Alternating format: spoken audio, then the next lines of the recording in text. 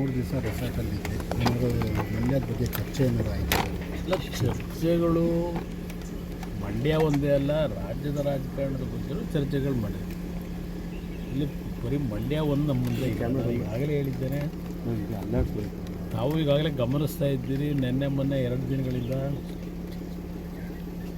Major play ಮಾಡ್ತಕ್ಕಂಥ 2 ರಾಜಕೀಯ ಪಕ್ಷಗಳು ಬಿರುಸಿನ ರಾಜಕೀಯ ಚಟುವಟಿಕೆಗಳು ಬೆಂಗಳೂರಿನಲ್ಲಿ ಪ್ರಾರಂಭ ಆಗಿ ಈಗ ದೆಹಲಿಗೂ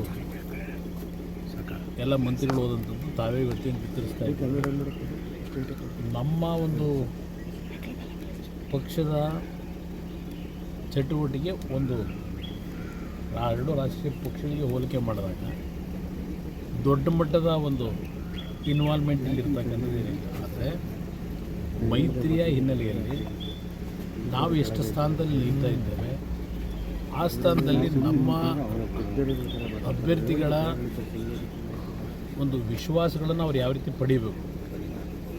BJP ಪಕ್ಷದ ಸ್ನೇಹಿತರ ಜೊತೆ ಇರ್ಬೋದು, ಮತ್ತು ನಮ್ಮ ಪಕ್ಷದಲ್ಲೇ ಇರ್ತಕ್ಕಂಥವ್ರು ಯಾರಿದ್ದಾರೆ ಲೀಡರ್ಗಳು, ಚುನಾವಣೆಯಲ್ಲಿ ನಿಂತಂಥವರು, ಸೋತಿರೋರು, ಅವ್ರನ್ನೂ ವಿಶ್ವಾಸಕ್ಕೆ ಯಾವ ರೀತಿ ತೆಗೆದುಕೋಬೇಕು, ಇದು ಎಲ್ಲದರ ಬಗ್ಗೆ ಸೂಕ್ಷ್ಮವಾಗಿ ಚರ್ಚೆ ಮಾಡ್ತಾ ಇದ್ದೇವೆ.